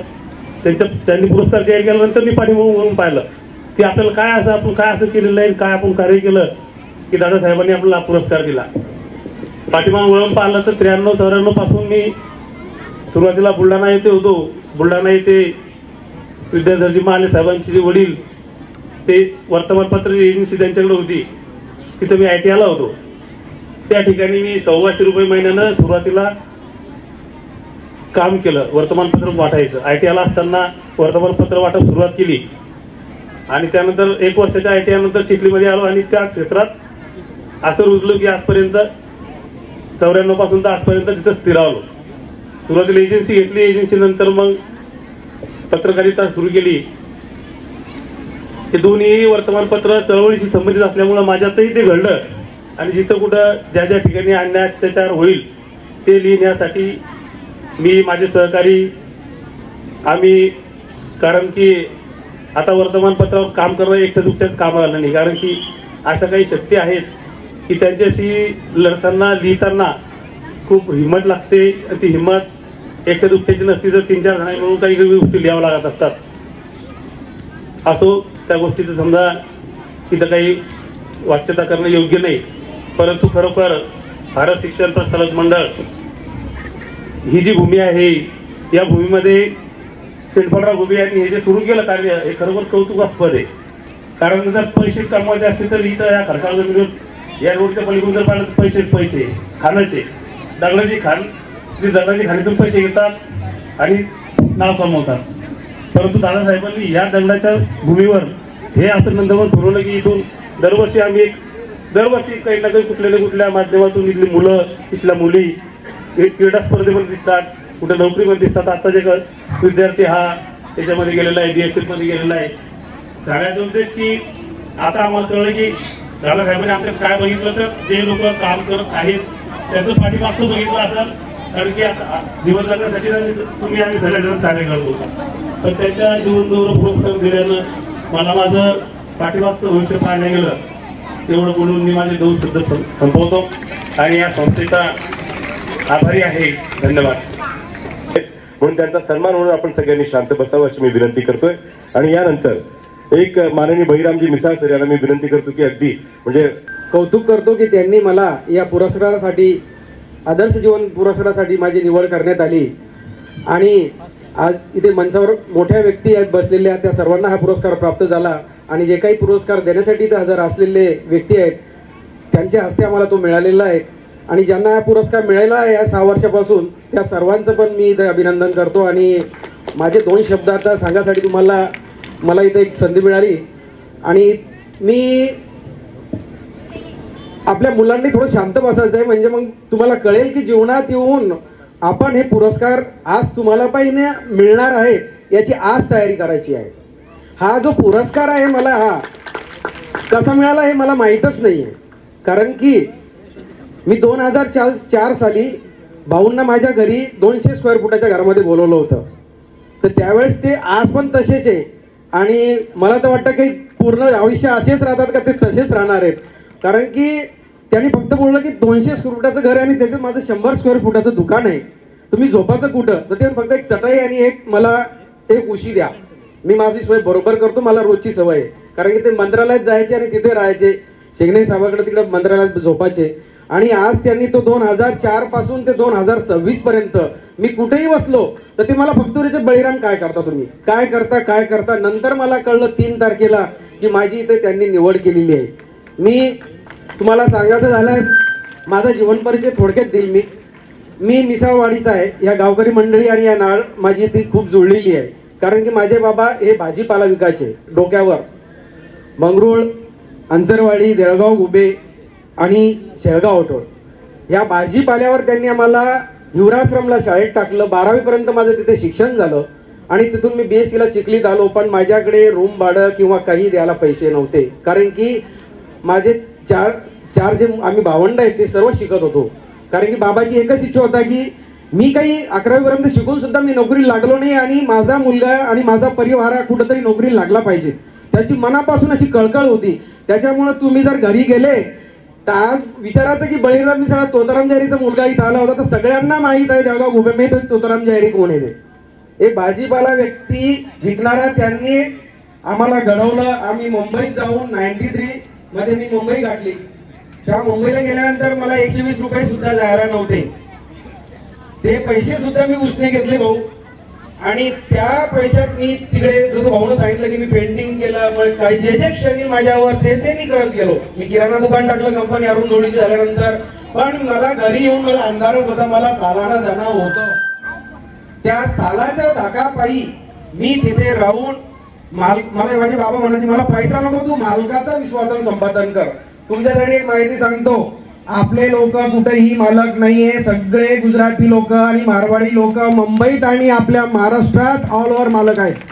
आपण का मालक बनत नाही हे मलाच कळत नाहीये. आपण का स्वतःला कमी समजतो हेही मला कळत नाही अजून. का मालक बनू शकतो, फक्त तुम्हाला त्यांच्या हृदयात स्थान बसावं लागणार आहे. हृदयात स्थान निर्माण करायसाठी तुम्हाला अहोरात्र मेहनत करावं लागणार आहे आणि त्यांच्या कसोटीत तुम्हाला उतरावं लागणार आहे. त्याच्यानंतर तुम्ही या खुर्चीला जाऊन त्यांच्या बसू शकता. पण देवाच्या कृपेने मी कष्ट करत असताना मला मॅनेजरची पोस्ट मिळाल्यानंतर मला डायरेक्टरशी बोलणं आणि सेल परचेस मी एकही डिपार्टमेंट सोडलं नाही. बिकर धुण्यापासून लॅबमध्ये म्हणजे काहीही मी सोडलेलं नाही की मला एकही गोष्ट जमत नाही. म्हणून मी आज तिथे एवढा मोठा उद्योग टाकू शकलो आणि माझ्या मुलांना मी त्या गुजरात्या समोर नेत होतो नेहमी. म्हणून मी पालकांना सांगतो, मुलांना घरी ठेवू नका. लग्नाला जाणत असाल, पुढे प्रोग्रामला जात असेल तर मुलांना सोबत घेऊन जागा आणि मुलांना म्हणू नका याला काही कळत नाही. आजकालची मुले हे 5वीतच कळते त्यांना. मोबाईल तुम्ही त्यांच्या हातात दिलेला आहे, त्यांना सर्व कळतं की मला काय करायचं आहे. तुम्हाला नाही कळणार, ते त्यांना कळतं. मग त्यांच्यातला चांगला गुण ओळखा मुलातला आणि त्या मुलाला इतर खर्च केल्यापेक्षा त्याच्यातले गुणानुसार त्याला टेक्निकल मध्ये टाका. त्याचं शिक्षण प्रॉपर करा आणि परीक्षा देत असताना पण हटू नका. ध्येय चालूच ठेवा आणि एक बी ऑप्शन तयार ठेवा अभ्यास करता करता, की मला जर मी अभ्यासात करून मला नोकरी नाही लागली तर मी काय करू शकतो. शेतीची सुद्धा खूप काही उद्योग आहेत. आता ड्रोननं शेती चालणार आहे, इलेक्ट्रिक कार्स येणार आहेत. आज इथं तुम्ही पंक्चरचं दुकान काय होतं जळगाव गुबेला, आज काय काय दुकानं पडले माझ्या डोळ्यासमोर दिसतात सर्व. म्हणून हटून जाऊ नका मुलांनो. तुम्ही ह्या पिढीचे खूप भागीदार आहात आणि ती पिढी घडवण्यासाठी घुबे साहेबांनी इथे एक आम्हाला शाळा नव्हती, एवढी शाळा मी आज बघतो, एवढे पालक वर्ग इथं आले हे त्यांच्या पुण्याने. भाऊसाहेब तुम्ही मी सांगेल की तुम्ही जास्त वर्ष जगा आणि या पिढीला चांगलं घडवण्याचं. आणि त्यांनी जी टीम तयार केलेली आहे ही भारत जानकी देवी विद्यालय असो, स्वामी विवेकानंद असो, या सर्व टीम जी आहेत आणि त्यांच्या घरातला तो सर्व उद्धवजी असो त्या सर्व परिवार इथे झटत आहे. आणि ही शाळा कशी नावारूपाला आणायची आणि कसे मुलं घडवायचे एक चांगलं उदाहरण या आपल्या परिसरात आहे. इथे कोणतीही शाळा नव्हते त्यांनी घडवली आणि या शाळेसाठी या सर्वांनी योगदान द्यायचं आहे. आणि आपण कसे घडणार, शहर गाठा. घरात इथे थांबू नका, गल्लीत पारावर बसू नका, शहर गाठा. खूप जॉब आहे. आज मी शून्यातून 20 कोटीचा बिझनेस करतो. माझ्याकडे 30 ते 40 जण मुलं आहेत, पण महाराष्ट्रीयन 30च आहेत. मी इथून गावातून 15 ते 20 जण मुलं नेलेली आहेत आणि ते वेल सेटल आहे मुंबईमध्ये. माझी जी कंपनी बनवली ती प्रताप मिसाळ यांनी बनवलेली आहे. ते माझ्याबरोबर काम करता करता आज फॅब्रिकेशन मोठा कॉन्ट्रॅक्टर बनलेला आहे. पूर्ण कंपनी 1 कोटीची कंपनी त्यांनी माझी उभी केली. सिव्हिल, फॅब्रिकेशन, सर्व वर्क असे माझा परिवार मी तिथे मिसाळवाडीच बनवलेली आहे. मी दर गणपतीला मोठा प्रोग्राम ठेवतो आणि 50 जणांना तिथे मी जेवायला बोलवतो आणि सर्व मुलांना मी घेऊन सोबत चालतो. म्हणून त्याचंच माझं काही भाग्य असेल, मी काही ऋणी असेल आणि या समाजाचा आणि सर्वांचा, म्हणून हा माझा पुरस्कारासाठी निवड केली. त्याबद्दल मी या सर्व प्रसारक मंडळाचे भारत प्रसारक मंडळाचे आभार मानतो आणि माझे 2 संपवितो. खूप खूप सुंदर माणसं आहेत आपल्या जिल्ह्यातलेच. मिसाळ साहेब असतील, पडघाण साहेब असतील, मालतीताई असतील किंवा असंख्य लोक आहेत. यापैकी अनेक लोकांना हेरून आपण दरवर्षी या देवगाव घुबेमध्ये आणलं, त्यांना सन्मानित केलं, त्यांच्या कार्याचा गौरव केला, त्यांच्याबद्दल कितीतरी चांगलं लिहिलं, त्यांच्या वृत्तपत्रांना जाहिराती दिल्या आणि त्यांचा मनोगत तुम्ही विद्यार्थ्यांच्या समोर, पालकांच्या समोर, इथल्या संस्थेच्या हितचिंतकांसमोर ऐकविलं. याच्यासाठी फार मोठं काळीज लागतं आणि अशा मोठे काळीज असलेले व्यक्ती म्हणजे SV घुबे साहेब आहेत. आदरणीय घुबे साहेबांचा आणि माझा परिचय 1994-95 सालापासूनचा आहे. मी त्यावेळेला तोताराम कायदे आमदार असताना त्यांच्या साप्ताहिकाचा कार्यकारी संपादक होतो आणि त्यावेळेला शिक्षण क्षेत्रामध्ये काय घडलं पाहिजे, शिक्षण क्षेत्रामध्ये कुठल्या क्रांती झाल्या पाहिजे या पद्धतीचं प्रतिपादन करणारे लेखन घुबे साहेब करायचे आणि मला पाठवायचे. आज आपल्या सर्वांना कदाचित एक जाणीव असेल की घुबे साहेबांचा परिचय रणजित सोबत ज्या पद्धतीचा आहे अगदी त्याच पद्धतीने माझा त्यांच्याशी संवाद व्हायचा. जेव्हा जेव्हा भेटेल त्या वेळेला शिक्षणाच्या क्षेत्रातल्या काही अनागोंदींवरती ते चर्चा करायचे, अस्वस्थ राहायचे आणि त्यानंतर जेव्हा त्यांना संधी मिळाली त्यावेळेला त्यांनी या माळरानावरती अतिशय सुंदर शिक्षणाचं नंदनवन उभं केलं आणि या नंदनवनाची ही सुंदर फुलं आज आम्ही समोर पाहतोय. आपल्यासाठी खरं म्हणजे जोरदार टाळ्या वाजवल्या पाहिजेत आणि आपलं मन फार मोठं आहे. आमच्यासारख्या छोट्या छोट्या माणसांना खरं म्हणजे बुलढाणा जिल्ह्याच्या साहित्यिक क्षेत्रामध्ये फार मोठमोठी माणसं आहेत. मी थोडंफार उमेदवारी, थोडंफार प्रतिनिधित्व करत आहेत. एक 10-12 पुस्तकं लिहिली. माझं गाव या ठिकाणावरून जवळच असलेलं पिंपरी आंधळे, त्या पिंपरी आंधळेच्या एका गरीब कुटुंबामध्ये माझा जन्म झाला. अंधेऱ्याला मी 5 किलोमीटर दररोज पायी जायचो आणि पायी परत यायचो. त्यानंतर मिलिंद महाविद्यालयात शिक्षणाला गेलो. मिलिंद महाविद्यालयामध्ये शिक्षणाच्या सोबतच आम्हाला जगण्याचं बाळकडू मिळालं. त्यानंतर पॉलिटेक्निकला गेलो. पॉलिटेक्निक झाल्यानंतर पत्रकारितेच्या क्षेत्रामध्ये काम करू लागलो. खरं म्हणजे अभियांत्रिकीचं शिक्षण घेतल्यानंतर पत्रकारितेच्या वेगळ्या क्षेत्रात काम करणारा मी व्यक्ती. त्यामुळे भाकरीपासून मी बराच वेळ दूर गेलो. जवळपास 12 वर्ष बेरोजगार राहण्याची वेळ आली आणि नेमकं त्याच काळात मराठा सेवा संघाची चळवळ ही व्यापक पद्धतीने पुढे चाललेली होती आणि मी माझं त्रैमासिक सुरू केलं परिवर्तनाचं साथी. या परिवर्तनाच्या साथीच्या पहिल्या अंकात म्हणजे आज लोकप्रभा आणि चित्रलेखा साप्ताहिक ज्या पद्धतीने चालतात हे मी त्यावेळेला 23-24 वर्षाचा असताना अशा पद्धतीचं दमदार साप्ताहिक त्रैमासिक चालवलं आणि या त्रैमासिक चालवत असताना येलो जर्नलिझम केला नाही. माझ्या जगण्याचे असंख्य प्रश्न होते. भाकरीपासून दूर गेलेलो होतो. मला रोज एक वेळच्या जेवणाची भ्रांत होती आणि अशा काळामध्ये आपण जर सोबत चाललो तर बऱ्यापैकी पैसा कमवता येईल. जरा सार्वजनिक बांधकाम विभागाचा भ्रष्टाचार करू, कोणी गिट्टी खाल्ली, कोणी डब्बर खाल्लं, कोणी रेती खाल्ली, कोणी सिमेंट खाल्लं, अशा पद्धतीच्या बातम्या जर छापल्या आणि पुढच्या अंकात वाचा काय येतंय अशी जर कधी समजा जाहिरात टाकली तर बऱ्यापैकी आमदानी होते. अशा पद्धतीची सांगणारी अनेक माणसं मला भेटली. माझ्या सोबत राहणारी माणसं सुद्धा हे सारं करत होती. परंतु या येलो जर्नलिझम पासून मी जाणीवपूर्वक दूर राहिलो आणि सकारात्मक पत्रकारिता केली आणि सकारात्मक पत्रकारिता करत असताना अचानक एम्प्लॉयमेंट ऑफिस, खरं तर एम्प्लॉयमेंट ऑफिसकडे जाण्याचं डोक्यातून सुद्धा ठेवलं नव्हतं. आता आपल्याला नोकरी मिळणार नाही आणि आपल्याला इकडून पुढे आपल्याला पत्रकारितेच्या क्षेत्रातून काम करायचंय असं अभियांत्रिकीची पदवी घेतल्यानंतर मी ठरवलं होतं. आणि त्यानंतर मला अचानक एम्प्लॉयमेंट ऑफिस कडून कॉल आला आणि माझा बायोडाटा पुरुषोत्तम खेडेकर साहेबांना सारा माहीत होता. त्यांच्याबद्दल मी सकारात्मक लेखन करत होतो आणि कोणतीही शिफारस न घेता, कोणतीही म्हणजे लोकांची म्हणजे त्यांच्याकडे तजवीज न करता मला त्यांनी नोकरीला लावलं आणि नोकरीला लागल्यानंतर माझ्या भोवतालचं पर्यावरण वर्तमान बदललं. आज माझ्याकडे माफक जगण्यासाठीच्या लागणाऱ्या साऱ्याचं साधनं, साऱ्याच्या गोष्टी आहेत. आता मी बऱ्यापैकी इन्कम टॅक्स पेड करतो. एक 15-1 लाखाची कार घेऊन फिरतो.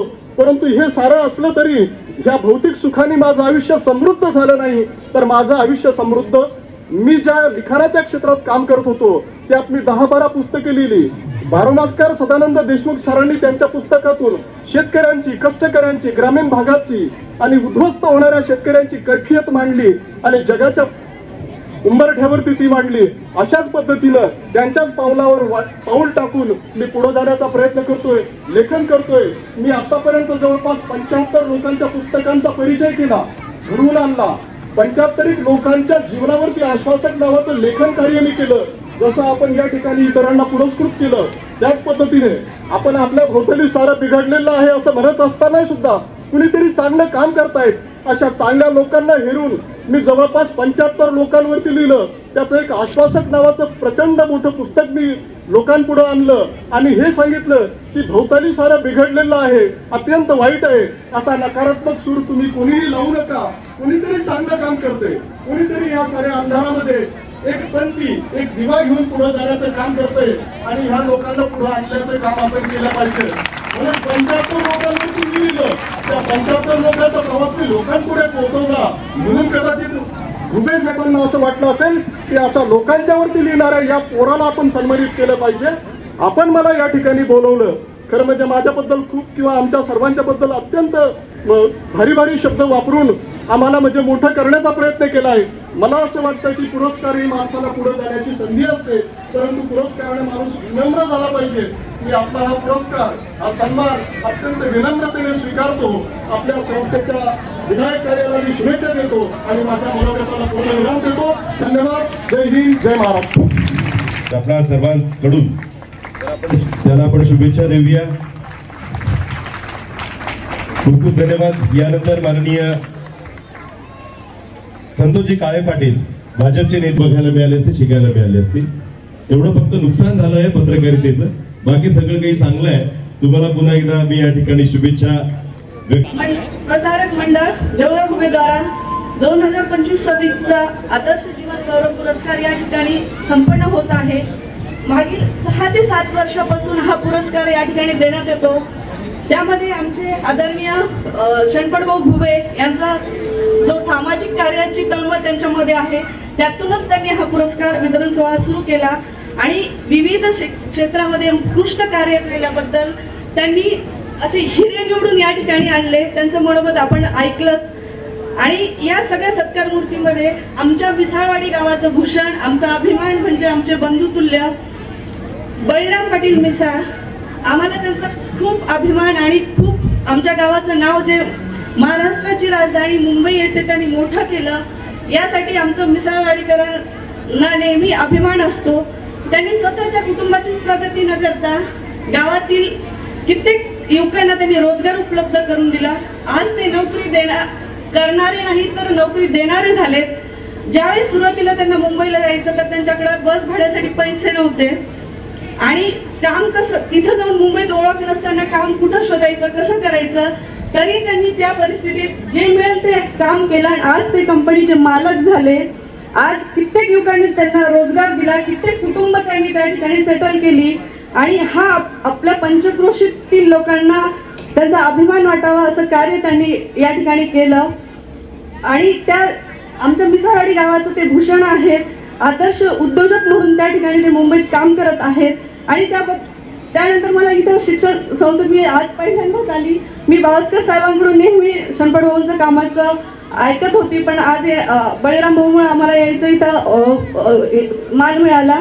आणि शिक्षण संस्थेमध्ये एवढं छान तुम्ही कार्य करत आहात, आपली युवक शिक्षणामध्ये घडवत आहात, हे खूप मोलाचं कार्य शंकर भाऊ या ठिकाणी करत आहेत. आणि भविष्यातही असं कार्य त्यांच्या हातून हो, ईश्वर त्यांना खूप उदंड आयुष्य देव, हीच प्रार्थना मी या ठिकाणी करते.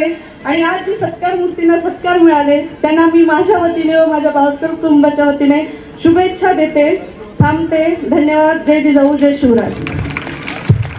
पुरस्कार ज्यांच्या वतीने, ज्या संस्थेच्या वतीने दिले जातात, त्या संस्थेचे अध्यक्ष आमचे मित्र घुगे पाटील, ज्यांच्या हस्ते पुरस्कार दिले गेलेत ते आमचे मित्र महाले सर, आणि उपस्थित सर्वांचे नावात या ठिकाणी घेणं शक्य नाही कारण वेळ खूप झालेला आहे याची मला जाणीव आहे.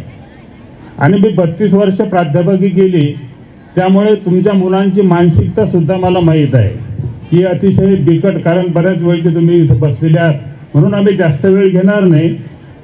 परंतु हे पुरस्कार जे तुमच्या पुढे दिले गेले याचा एक तुम्ही आदर्श घ्यायला पाहिजे की प्रत्येकाचं जीवन हे कशा पद्धतीनं खडतड अशा पद्धतीने ते जगलेले आहेत. आता तुम्ही प्रत्येकाचे मनोगत ऐकलेत.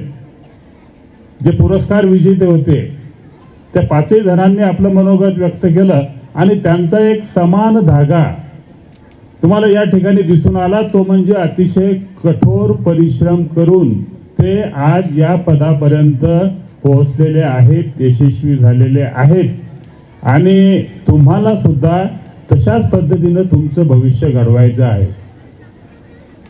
काय असतं की झाड वाढत राहतं, परंतु ते झाडाला खत पाणी देणारा हा महत्वाचा असतो. तो शेतकरी म्हणून आपण तो माळ्याची भूमिका करत असतो. आज त्या माळ्याच्या भूमिकेमध्ये घुगे पाटील आहेत, कारण त्यांनी या सर्वांना प्रोत्साहन दिलं. त्यांच्या आपण आपलं तर कार्य करतो, परंतु ते कार्य कसं झालं याचं फलित म्हणजे हे मिळालेले पुरस्कार असतात, याचा मला अनुभव आहे. आणि म्हणून या तिन्ही या सर्व 5 जणांचं मी या ठिकाणी हार्दिक स्वागत करतो आणि त्यांच्या पुढच्या आयुष्यासाठी त्यांना शुभेच्छा देतो. मुलांना एक गोष्ट लक्षात घ्या की हे जे सर्व काम आहे हे सर्जनाशी निगडीत आहे. सर्जन हा शब्द लक्षात ठेवा. क्रिएटिव्हिटी, सर्जन आणि कलात्मकता ह्या जीवनाच्या 2 बाजू आहेत. आपलं जीवन जगण्यासाठी आपण शिक्षण घेतो, नोकरी मिळवतो, ठीक आहे, परंतु आपल्या हातून काहीतरी नवनिर्मिती झाली पाहिजे. आणि आज या आरोग्य सेवेमध्ये डॉक्टर अभिजित पाटील, उद्योग क्षेत्रामध्ये बळीरामजी विसाळ, सहकार क्षेत्रामध्ये आमच्या मालतीताई, त्यानंतर साहित्य सेवेमध्ये रवींद्र साळवे, पत्रकारिता गायकवाड आपलं समाधानजी, तर गाडेकर सर यांनी हे जे काही यश मिळवलेलं आहे हे त्यांना कठोर परिश्रमातून मिळालेलं आहे. आणि हे कठोर परिश्रम करण्याचा संदेश आपल्याला साहित्य देत असतं. आणि म्हणून जीवनाच्या प्रत्येक क्षेत्राचा आत्मा किंवा केंद्र आहे साहित्य हे आहे असं मी मानतो. कारण तुकाराम महाराजांनी सांगितलेलं आहे की ओले मुळे भेदी खडकाचे अंग, अभ्यासाची संग कार्यसिद्धी. ते दृष्टांत दिले जातात आणि या दृष्टांतामधून तुम्ही कशा पद्धतीने जगायचं हे तुम्हाला शिकवलं जातं. हे झाड पहा, या ठिकाणी झाड उभं आहे, खाली असा खडक आहे, मुरुम आहे त्या ठिकाणी, परंतु ते झाड हतबल होत नाही. त्याची जी मुळं आहेत ती मुळं त्या जमिनीमध्ये खोल त्या खडकाशी झुंज घेत राहतात. एरवी जर आपण ते मूळ पाहिलं तर हाताने आपण नखानं खुडू शकतो छोटा असताना, पण ते एवढं विराट रूप धारण करतं कारण त्याचा खडकाशी सुरू असलेला संघर्ष. तसंच आपल्याला सहज काहीही मिळत नाही, आपल्याला संघर्ष हा करावाच लागतो. आणि म्हणून मी माझ्या एका कवितेत म्हटलेलं आहे आणि या सर्वांना शुभेच्छा देताना सुद्धा मी तेच म्हणेल की या मुरमाड बरड्या माळावर या ठिकाणी एवढं विश्व उभं केलं सरांनी आणि त्यांनी का पुरस्कार दिले तर त्यांना या कठोर परिश्रमाची जाणीव आहे. झाडावर पहा तुम्ही, झाडाचं प्रतीक आपल्याला म्हणजे प्रत्येक ठिकाणी उपयोगी होऊ शकतं.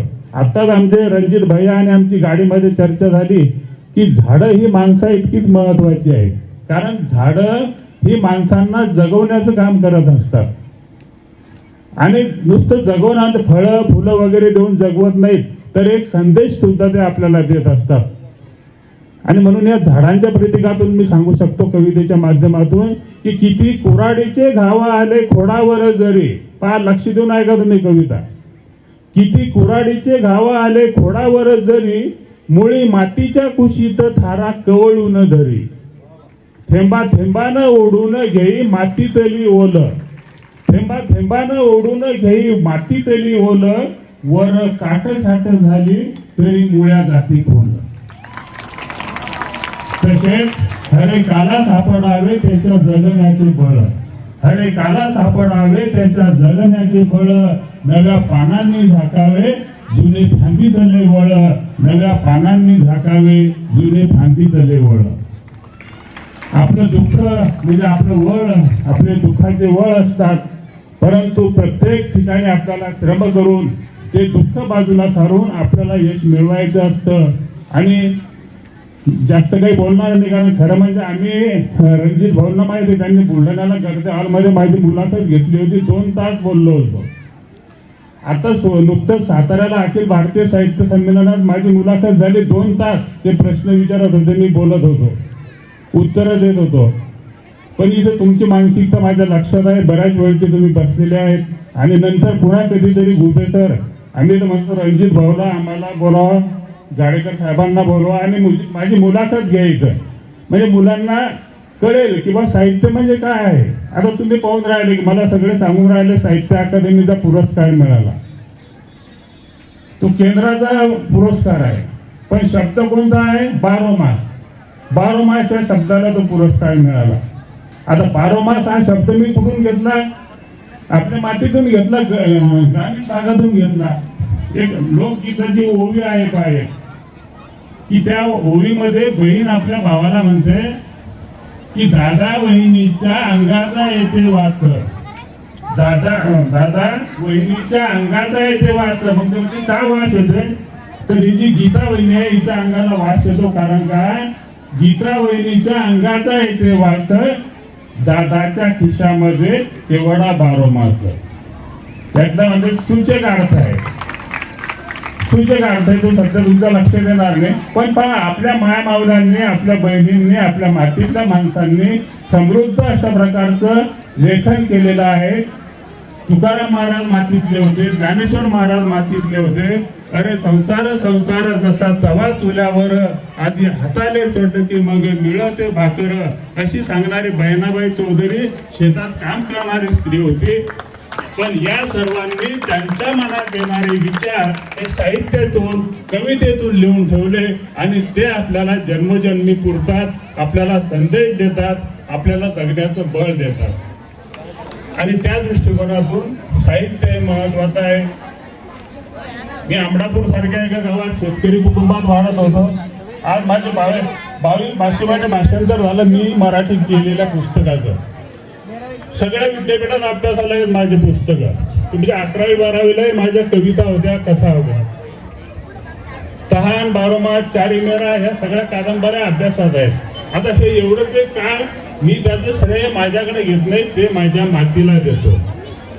कारण त्या मातीतल्या माणसानं, त्या मायेनं मला सांगितलं होतं की बाबा रे, अभ्यासाकडे दुर्लक्ष करू नको. एक वाक्य लक्षात घ्या, माझ्या मायेनं मला सांगितलं, मी विद्यार्थ्यांना तुम्हाला सांगतो. असंच 1 वर्ष 12वी नंतर मी असं दुर्लक्ष करत होतो अभ्यासाकडे वगैरे. म्हटलं जाऊ द्या, आता काय आपल्याला शिक्षण घ्यायचं नाही पुढं. शेती आपल्या 60 एकर शेती, आपल्याला काय कमी, आपल्या घरी घरी माणसं, काय करायचं. मायनं सांगितलं होतं की बाबा रे, ते वावरातून जाऊ दे म्हणे तिकडं, ते वावर पडीत पडले तर कधी वैती करता येतील, पण तो शिक्षण जर पडीत पडलं ना तर ते पुन्हा वैती करता येणार नाही. म्हणून जिथं आपण आहोत तिथं ते शिक्षण वैती राहिलं पाहिजे, ओलिती राहिलं पाहिजे, प्रेरणादायी राहिलं पाहिजे. हा प्रयत्न प्रत्येकाने ज्यांनी ज्यांनी त्यांच्या आयुष्यात केला त्यांचं आयुष्य सफळ संपूर्ण झालं. आणि ज्यांनी दुर्लक्ष केलं या वयात त्यांच्या आयुष्यात पुढे दैन्य आलं. फार म्हणजे म्हणूनच ही कविता किंवा हे साहित्य हे आपल्याला जगण्याची प्रेरणा देत असतं. आणि म्हणून या साहित्याची आपल्या आयुष्यात गरज असते. शेवटी बारोमास शब्द तुम्ही अनेक वेळा ऐकला असेल. ही कादंबरी पुढे तुम्हाला एमएला वगैरे अभ्यासाला येईल. परंतु या बारोमास मध्ये मी काय सांगितलेलं आहे त्याचा मतितार्थ मी तुम्हाला सांगतो. कारण झाड येवलेशे रोप लावेले दारी, त्याचा वेळ गेला गगनावरी, अशी अवस्था होते. तशीच एका कवितेतून बारोमास या कादंबरीची निर्मिती झालेली आहे. ती कविता मी तुम्हाला सांगतो आणि थांबतो, जास्त वेळ तुमचा घेणार नाही. कवितेकडे लक्ष द्या. ही 11वीच्या अभ्यासक्रमात सुद्धा कविता आहे. हा शेतकरी त्याच्या भाषेत बोलून राहिला, त्याच्या भाषेत तो सांगून राहिला त्याचं मनोगत. कारण साहित्याचं मूळ तत्व आहे भाषा. भाषेतून साहित्य घडतं आणि ही भाषा जर त्या माणसाची असेल तर ते साहित्य उंचीवर जातं. हा शेतकरी त्याच्या भाषेत बोलून राहिला ते मी तुम्हाला सांगतो की असा केला मेळ माळ बिया भरणाचा आणि टिपणीच्या काकरात जरा थोपवलं पाणी, वाढणार आगाईत त्याने निधन कितीक, माया तोंडावर चढे 12 मासाचं सुतूक. कीड रोगाचा धसका केली फवारणी उभी, कीड रोगाचा धसका केली फवारणी उभी, दाणे भरून कंसात आली तोंडावर सुजी. किती झटून शेताची जरी निगराणी केली, जाण्या गायीची मोकाट पुरं पिकातून गेली. थांबा एक मिनिट. जरी बांधला माळोचा दाट जवारीच्या आत, दाण्या दाण्यावर दशे धरी चोचीतला घात. पोळी पाखर झाली तर भाळे उजागर आता, पोळी पाखर झाली तर भाळे उजागर आता, डुंगे कणसाचे नीती संगे भरारून जाता. प्रेग ताजे आले दाणे झाले बिहाडे टणक, फळ्या धळ्याच्या कामात ढिल्ले पाठीचे मनक. पहा, तुम्हाला तुमच्या आई बाप आठवत असतील. केले दाणे जुने जमा आणि देणे करी चुकवले, घास मातेऱ्याचे काही मग मले बी उरले. केलं मातेर कुतेर जमा सावटून सार, दलिंदऱ्या नशिबाचं सुटे भव चाली वार. गेला हंगाम सरून, गेला हंगाम सरून नाही कोणीच थांबलं. गेला हंगाम सरून नाही कोणीच थांबलं, उभ्या धस कटावानी मन महाबी वांबलं. फुल उदास मनानं आलो एकदा रानात, फुल उदास मनानं आलो एकदा रानात, पान गळणार झाड सांगे कुपीत कानात. म्हणे म्हणे तू मी आहे लेका एका मातीतले थोडं, तू मी आहे लेका एका मातीतले थोडं, आम्ही उभे एका जागी तुम्ही चालणारे झाड. नात जोडलं झाडानं, नात जोडलं झाडानं, तसा मनात हसलो, वृक्ष वल्ले वन चढे गात तुकोबाला गेलो. शेवट आहे, जसा येणारा बहर तसा जाणार झडून, जसा येणार बहर तसा जाणार झडून, गळणाऱ्या पानासाठी काय फायदा रडून, काय फायदा रडून, जिन हसत जगावं. काय फायदा रडून, जिन हसत जगावं, अन मातीच्या कुशीत सोनं होऊन उगावं, सोनं होऊन उगावं, सोनं होऊन उगावं. हीच सोनं होऊन उगण्याची सदिच्छा एक लेखक म्हणून या ठिकाणी व्यक्त करतो आणि थांबतो. धन्यवाद. हे जीवन गौरव पुरस्कार दिले गेले त्यांच्याविषयी मी बोलत होतो. सदानंद देशमुख सर, त्यांचं या ठिकाणी ना पाठ्यपुस्तकांमध्ये पण त्यांच्या कविता आहेत, कादंबऱ्या पण आहेत, MA पर्यंत आहेत. मी पुन्हा एकदा या संस्थेच्या वतीनं त्यांचे आभार व्यक्त करतो की त्यांनी वेळात वेळ काढून या ठिकाणी या कार्यक्रमासाठी होकार दर्शवला आणि उपस्थिती दर्शवली त्याबद्दल. मित्रांनो, आता शेवटचं भाषण, शेवटचं मनोगत कुणाचं आहे तुम्हाला माहिती आहे. माना की अंधेरा घना है पर दिया जलाना कहा मना है. अशा पद्धतीने जे आपलं जीवन जगतायत आणि खऱ्या अर्थाने सकारात्मक जीवन पद्धती नव्हे तर एक सकारात्मक दृष्टिकोन ठेवून या संपूर्ण परिक्षेत्राचा विकास कसा होईल, तो प्रशासकीय धर्तीवर असेल, तो राजकीय धर्तीवर असेल किंवा तो सामाजिक धर्तीवर असेल, या तिन्ही बाबतींमध्ये खऱ्या अर्थाने प्रयत्नांची पराकाष्ठा करणारं व्यक्तिमत्व आदरणीय विद्याधर महाले सर, मी यांना विनंती करतो की त्यांनी या ठिकाणी यावं आणि विद्यार्थ्यांना मार्गदर्शन करावं. एकदा जोरदार टाळ्या होऊन जाऊ द्या आदरणीय विद्याधर महाले सरांसाठी.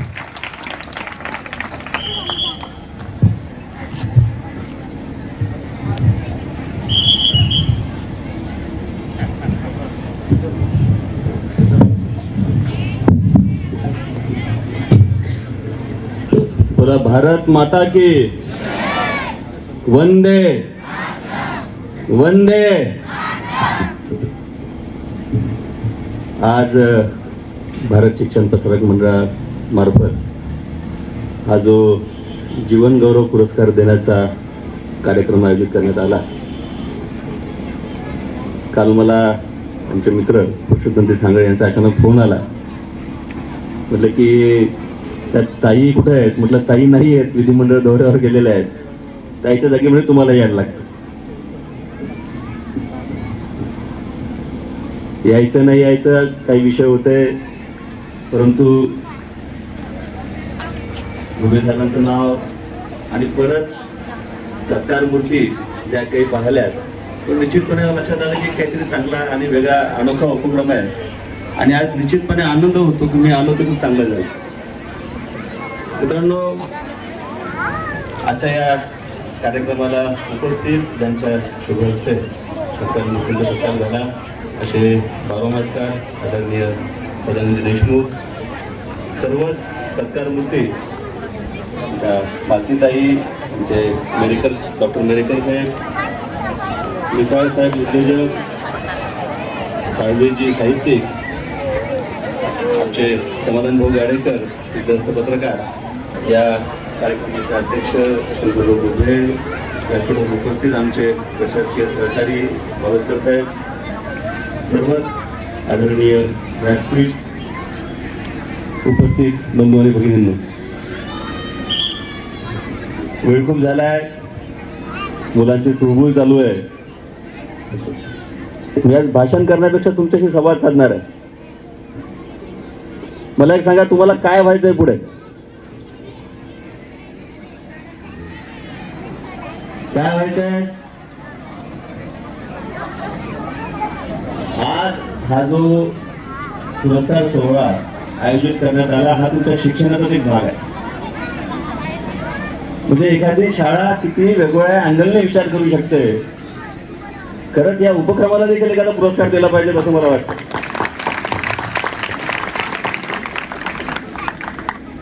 आपल्या क्रिकेटमध्ये असं म्हणतात की तो चांगला बॅटिंग करतो, एखादा चांगला बॉलिंग करतो, पण एखादा व्यक्ती असा असतो तर त्याची बॅटिंग चांगली, त्याची बॉलिंग चांगली आणि त्याची फिल्डिंगही चांगली.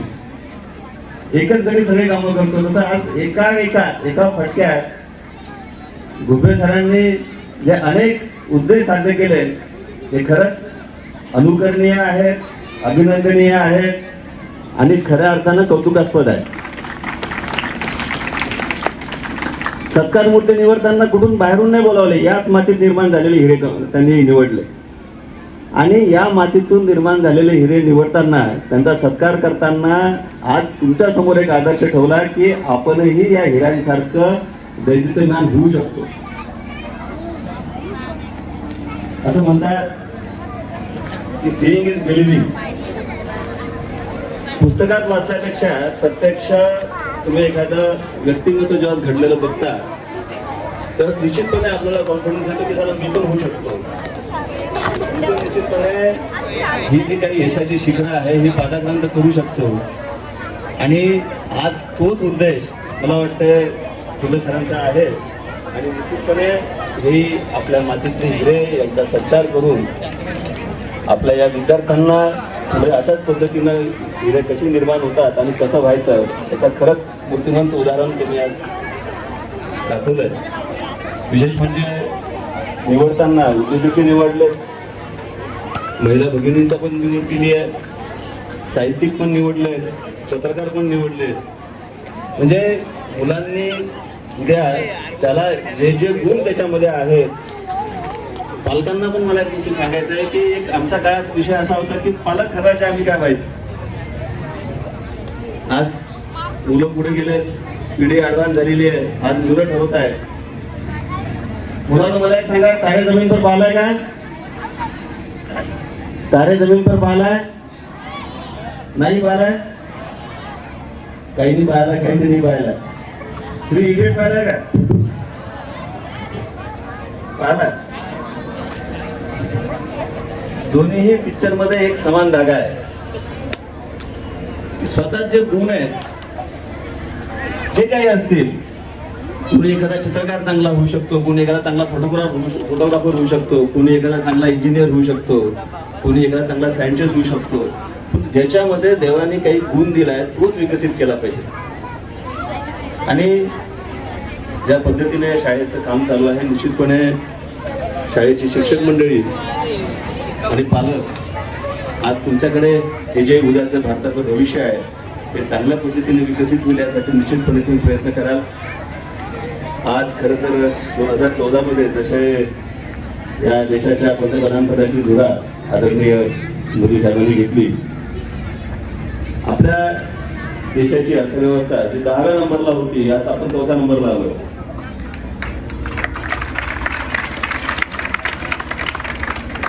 पोरांनो 1 नंबरला जायचंय का? पण असं गप्पा करून होणार आहे का? त्यासाठी कष्टच करायला लागणार आहे.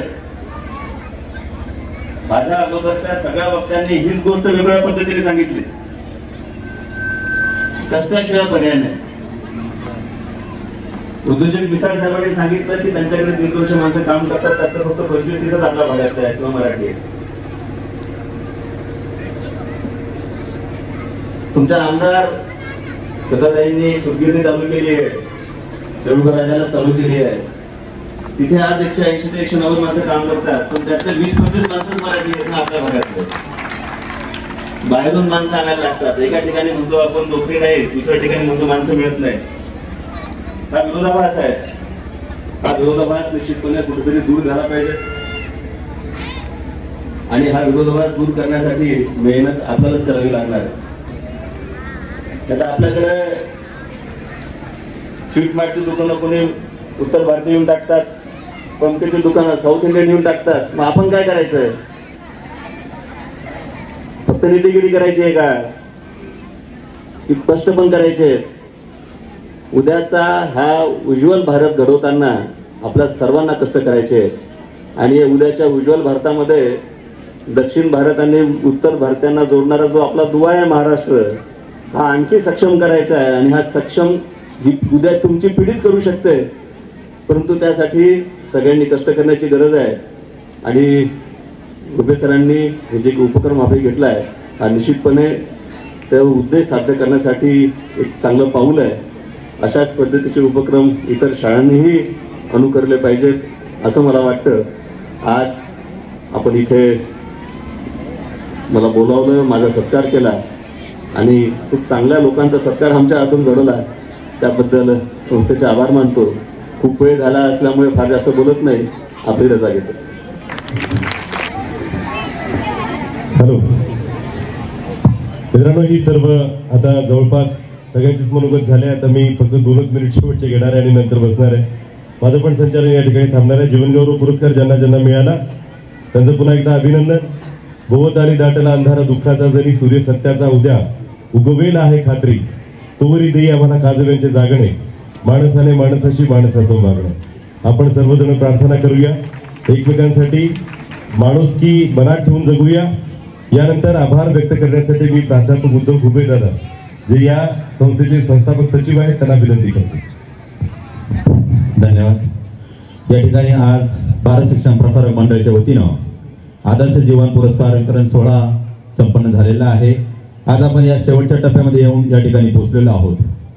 आभार प्रदर्शन करताना विचार मनात येतात, काही नाती नावापुरती असतात, काही नात्यांना नाव नसतं.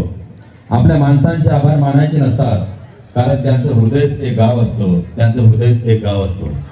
अशाच पद्धतीचे आज या आदर्श जीवन पुरस्काराला जे मानकरी आहेत, मी सर्वप्रथम माननीय डॉक्टर अभिजित पडघाण मेरेकर मी यांचं या ठिकाणी आमचा आदर्श जीवन पुरस्कार आपण स्वीकारला.